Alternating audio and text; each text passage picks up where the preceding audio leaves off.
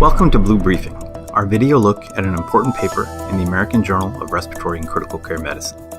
Today we discuss primary care physicians can comprehensively manage sleep apnea patients, a non-inferiority randomized controlled trial by the Spanish Sleep Network Collaborating Group.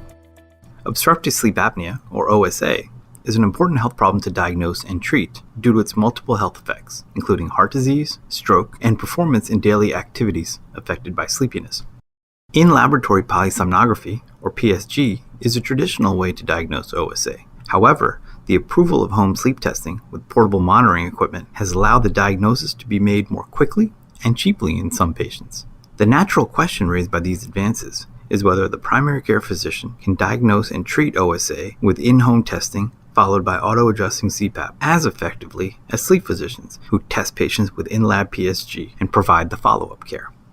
This non-inferiority trial screened adults aged 18 to 70 from 20 primary care centers in Spain. To be enrolled, patients must have had intermediate to high risk of OSA based on 1. Snoring or apnea witnessed by sleep partner, 2. Epworth Sleepiness Scale greater than or equal to 12 or previous cardiovascular disease, and 3. Absence of clinical suspicion of other sleep pathology causing sleepiness.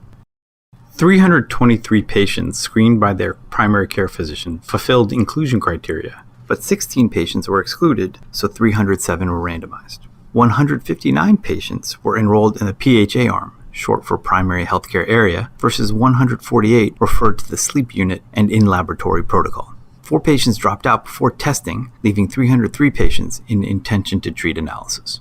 68% of patients in the PHA group were diagnosed with OSA based on pre-specified criteria. This was not significantly different than the 73% diagnosed with OSA by in-lab PSG and sleep physician care.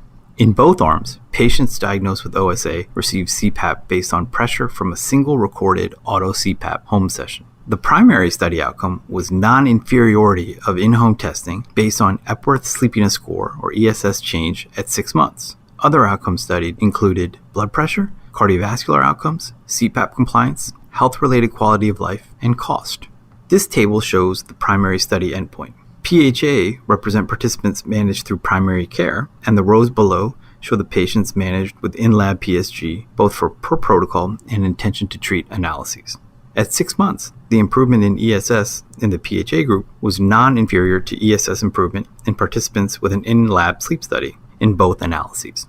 There was no difference between groups with regard to change in several secondary outcomes at 6 months, notably health-related quality of life, blood pressure, cardiovascular events, hospitalizations, and ER visits. Another important finding was the cost per patient in the PHA arm was less than half that of the in-lab group, with much of that difference due to the cost of PSG. This multi-center study from Spain has several limitations. The screening criteria used to select patients with intermediate to high risk may miss half of patients with OSA, limiting generalizability. Though treatment for all patients diagnosed with OSA in this study was CPAP, some patients may benefit from other OSA treatments. And we don't know the efficacy of CPAP in this study since apnea-hypopnea index was not measured. In summary, this study found that patients with intermediate to high risk for OSA can be managed with a clinical algorithm in primary care as an alternative to in-lab sleep study and management by sleep specialists. Further work is needed to address the study limitations. For more details, please read the article by Dr. Sánchez-Quiroga and colleagues and the accompanying editorial by Dr. Samuel Cunha in the American Journal of Respiratory and Critical Care Medicine. Thank you for watching Blue Briefing. I'm Nitin Seem.